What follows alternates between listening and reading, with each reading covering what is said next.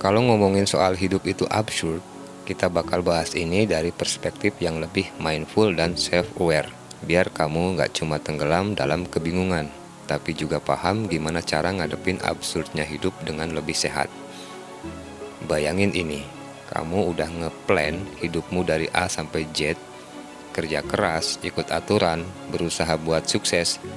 Tapi tiba-tiba ada aja hal yang bikin semua itu berantakan.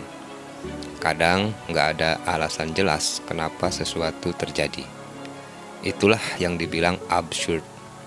Kadang hidup nggak masuk akal, bahkan bikin kita bingung.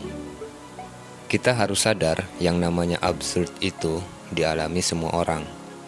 Kamu nggak sendirian dalam kebingungan ini.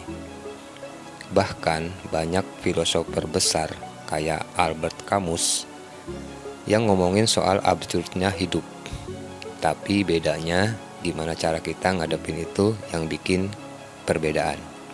Dalam hidup kita sering merasa frustasi karena kita ngarep segalanya berjalan sesuai rencana. Tapi jangan kabur dari kenyataan kalau hidup emang kadang nggak bisa diprediksi. Alih-alih nanya terus, kenapa ini sering terjadi? Biasanya kalau kita sedang mengalami absurd, kita terus bertanya, kenapa ini harus terjadi? Kenapa ini harus terjadi? Terus aja begitu. Coba ganti pertanyaan tadi menjadi, oke, ini udah terjadi, sekarang apa yang bisa aku lakukan? Dalam menghadapi absurdnya hidup, kamu harus paham bahwa ada hal-hal yang gak bisa kamu kontrol. Jadi, kita harus fokus pada hal-hal yang bisa kita kontrol. Contohnya, kamu gak bisa kontrol cuaca yang tiba-tiba hujan pas kamu mau keluar rumah. Tapi kamu bisa kontrol gimana cara kamu menghadapi situasi itu. Misalnya bawa payung, pakai jas hujan, atau nikmatin momen itu. Albert Camus bilang, meskipun hidup itu absurd, kita bisa tetap menemukan makna di dalamnya. Hidup itu pilihan, dan kita bisa pilih untuk memberi makna pada apa yang kita lakukan. Meski hal-hal di luar sana nggak selalu berjalan mulus, kamu punya kendali atas apa yang kamu pilih untuk jadikan berarti. Absurdnya hidup justru bisa jadi kesempatan buat kamu growth.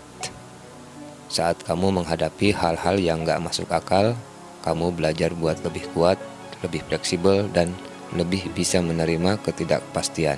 Itu adalah bagian dari self-development. Belajar untuk tetap tumbuh meskipun situasi di luar nggak sempurna. Jadi kesimpulannya, hidup itu memang absurd dan itu wajar banget. Tapi justru di situ poinnya. Hidup bukan soal ngatur segalanya biar sempurna, tapi gimana cara kita buat bertahan, menerima, dan tetap berkembang dalam ketidaksempurnaan. Ingat, kamu nggak bisa kontrol semuanya, tapi kamu bisa pilih gimana cara kamu ngadepin itu. Dan di situ kamu bisa menemukan makna. Jadi, sekarang jangan terlalu ngoyo buat ngatur hidup biar selalu sempurna. Fokus aja ke apa yang bisa kamu lakuin. Dan terus nikmati perjalanan hidup ini dengan mindfulness dan self-awareness.